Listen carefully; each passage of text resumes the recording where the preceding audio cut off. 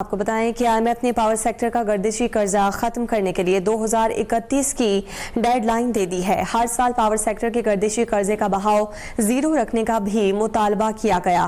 I am F وفد کو G D P ہدف حاصل نہ ہونے پر تفصیلی بریفنگ بھی دی گئی ہے۔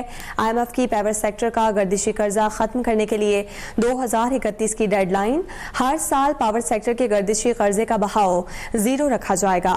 آئی ایم ایف کی جانب سے مطالبہ کیا گیا ہے۔ حکومت نے کیپٹو پاور پلانٹس پر ٹرانزیشن لیوی بڑھا کر 10% لیوی کے نفاذ کا فیصلہ کیا۔ جنوری 2025-26 سے کیپٹو پاور پلانٹس پر ٹرانزیشن لیوی 15% عائد کی جائے گی۔ رواں مالی سال off grid captive power plants پر 150 ارب روپے لیوی اکٹھی ہوگی۔ حالیہ سیلاب کے باعث ملک کی معیشت کو 370 ارب روپے کا معاشی نقصان پہنچا ہے۔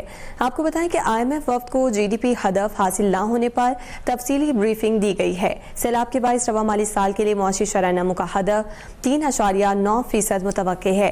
رواں مالی سال میں 26 ارب ڈالر کی بیرونی مالیاتی ضرورت ہوگی۔ بریفنگ میں کہا گیا ہے کہ مالی سال 2025-26 کی آخری سہ ماہی میں یورو بانڈ کے اجرا پر غور کیا جائے گا۔ سیلاب کے باعث ملک بھر میں 1006 افراد جاں بحق ہوئے جبکہ 1063 زخمی ہوئے تھے۔ بریفنگ میں یہ بھی کہا گیا ہے کہ 12,569 مکانات کو نقصان پہنچا ہے اور مجموعی طور پر 2,130 کلومیٹر سڑکیں متاثر ہوئی ہیں۔ بریفنگ میں یہ بھی بتایا گیا کہ 248 پل، 866 پانی کی سہولیات کے مقام اور 1098 تعلیمی اداروں کو بھی نقصان پہنچا ہے۔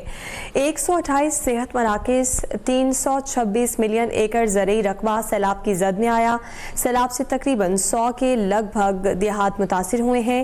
اس کے علاوہ یہ بھی کہا گیا ہے کہ 248 پل اور 886 مقامات کی سہولت کے مقام پر متاثر کیا ہے سیلاب نے۔ 128 صحت مراکز، 3.26 ملین ایکڑ زرعی رقبہ بھی متاثر ہوا ہے۔ سیلاب سے تقریباً 100 کے لگ بھگ سرکاری عمارتیں اور 11,000 مویشی متاثر ہوئے۔